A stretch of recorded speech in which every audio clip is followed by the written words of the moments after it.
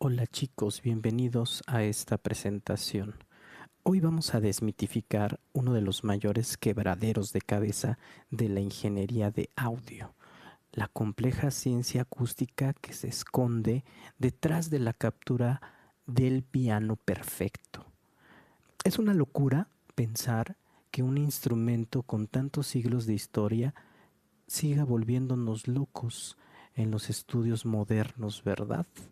Pues de esto es de lo que vamos a tratar, ¿vale? Pues vamos a sumergirnos entonces de lleno en esto y para que toda esta balanza de teoría acústica sea mucho más fácil de digerir, tenemos una hoja de ruta que nos va a dar claridad de nuestro rumbo, ¿no?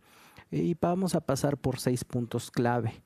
La naturaleza del piano acústico, el reto de grabarlo, cómo elegir el micrófono correcto, la dispersión y la técnica o las técnicas ambientales, el impacto que tiene la tapa y por último, cómo pasar de la teoría a la práctica. No, empecemos con la sección 1, la naturaleza del piano acústico y la historia y el mecanismo.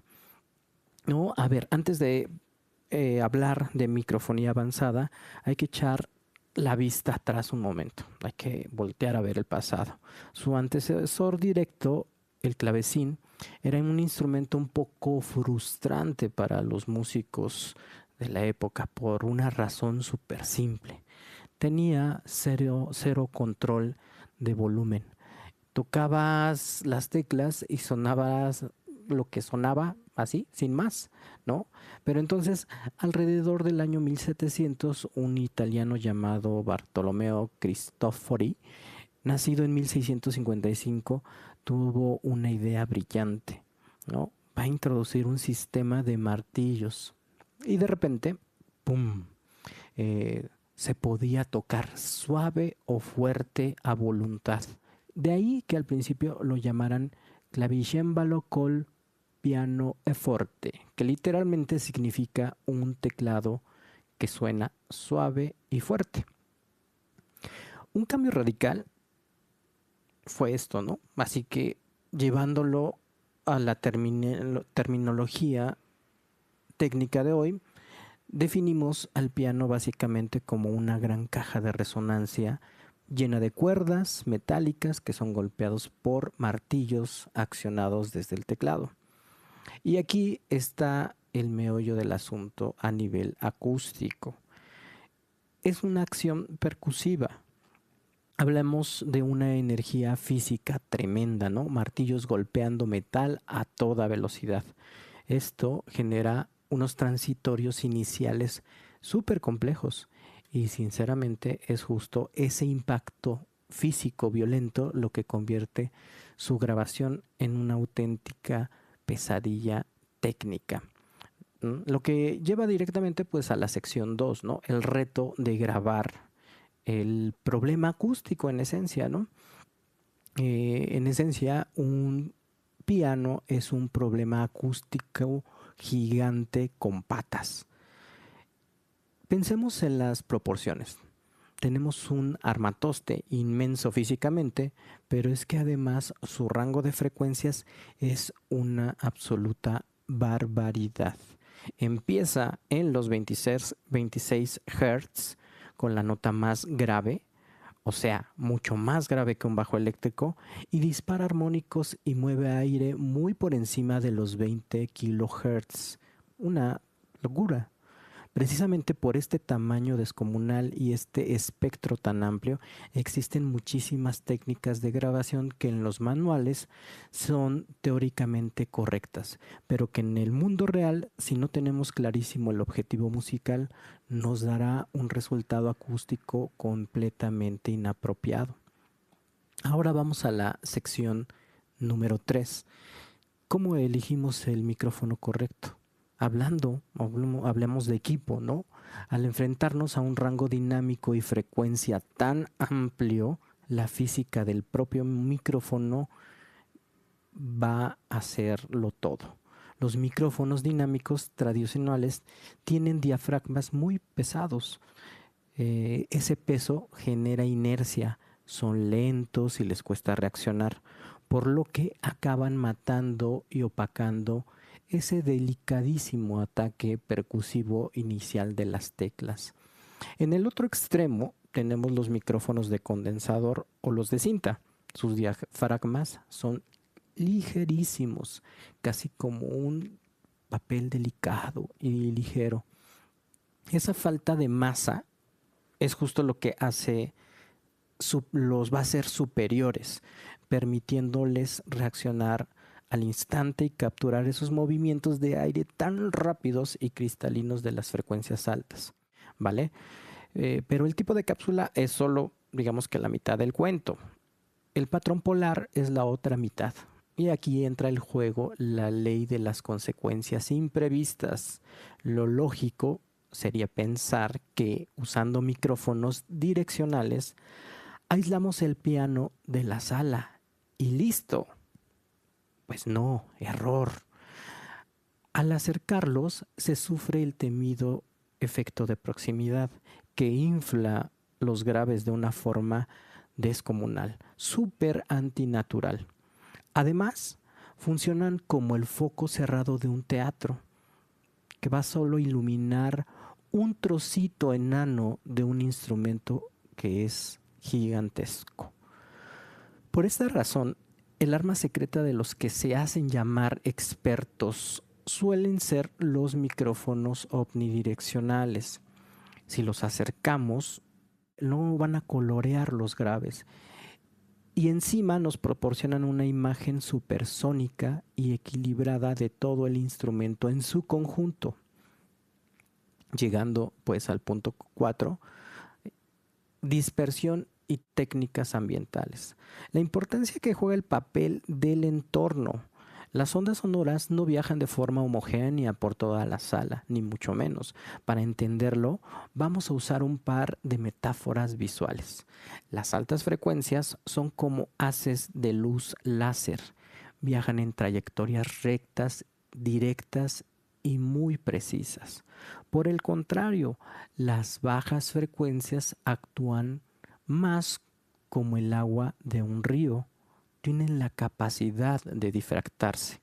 Esto significa que pueden doblar esquinas, envolver y rodear obstáculos enormes, como simplemente la propia estructura de madera del mismo piano. Tener este concepto claro en la cabeza es lo que nos dicta dónde debemos colocar nuestros atriles de micrófono dentro del estudio para conseguir el mejor asiento del lugar, el mejor asiento de la sala. Y esto ilustra de manera brillante lo que acabamos de comentar. Si nos fijamos en este mapa de una sala, analizando las posiciones del micrófono de la 1 a la 6 alrededor del piano, se ve ya todo más claro. Tomemos como ejemplo la posición 6, justo detrás de la tapa del instrumento. Allí, esos finos rayos láser de agudos chocan contra la tapa y no llegan de forma directa al micro, ¿no? Nuestro micrófono se ve obstaculizado. El resultado, un sonido opaco y ahogado, que para colmo capta de forma brutal todo el ruido indeseado del mecanismo de los pedales. Sin embargo, podemos ahora fijarnos en la posición 2, que está alineada perfectamente con los martillos y frente de la tapa abierta. Ahí recibimos de lleno esos agudos brillantes, que es exactamente como el instrumento proyecta su sonido de forma natural al público. Vamos a avanzar ahora a la sección 5. El impacto de la tapa. Los modificadores acústicos, todas esas posiciones maravillosas en la habitación de las que hablamos, están a merced del modificador acústico físico más grande que tiene este instrumento, su tapa superior. Es física pura. Si la dejamos completamente abierta, obtendremos el espectro tonal complejo, reflejando esos agudos hacia afuera. Pero si la cerramos del todo, estamos bloqueando el paso de la luz. Esos rayos de agudos se quedan atrapados, mientras que los graves, como el agua, logran escapar rodeando la caja, dejando un sonido súper apagado. Usar el soporte corto para dejarlas semiabiertas es un truco fantástico para bajarle los humos al brillo general. Ideal, por ejemplo, en música de cámara, para no comerse a los demás instrumentos. Finalmente, retirar la tapa por completo puede parecer una locura, pero hace que los agudos salgan disparados directamente hacia el techo, destruyendo al mismo tiempo gran parte de la resonancia y del peso característico en las frecuencias graves. Llegamos a la sección 6 de la teoría a la práctica, en la aplicación en el mundo real. Esto lo tenemos que integrar en el proyecto de nuestro semestre y en esta etapa de nuestro segundo parcial ya comienza a tejerse toda esta red compleja de frecuencias, diafragma, física acústica, pues ahora toca ocuparse, ¿no? En el marco de nuestro proyecto de producción, que está estructurado para las 14 semanas del semestre, recuerden que el reto es crear un EP de al menos 3 canciones. Es aquí donde ya todo empieza a tomar forma. Todo arranca en esta semana 6, ¿no? Con una buena preproducción que hemos hecho, y de ahí saltamos, ahora sí, a las trincheras, ¿no? A la fase de grabación entre las semanas 6 y 9, aplicando toda esa teoría microfónica en intensas sesiones de grabación, ¿no? Ya en las semanas 10 y 11 estamos en la mezcla con el objeto de cumplir ese sonido acústico masivo para que encaje perfectamente en la canción. Vamos a culminar ya allá de la semana 14 con el proceso de masterización.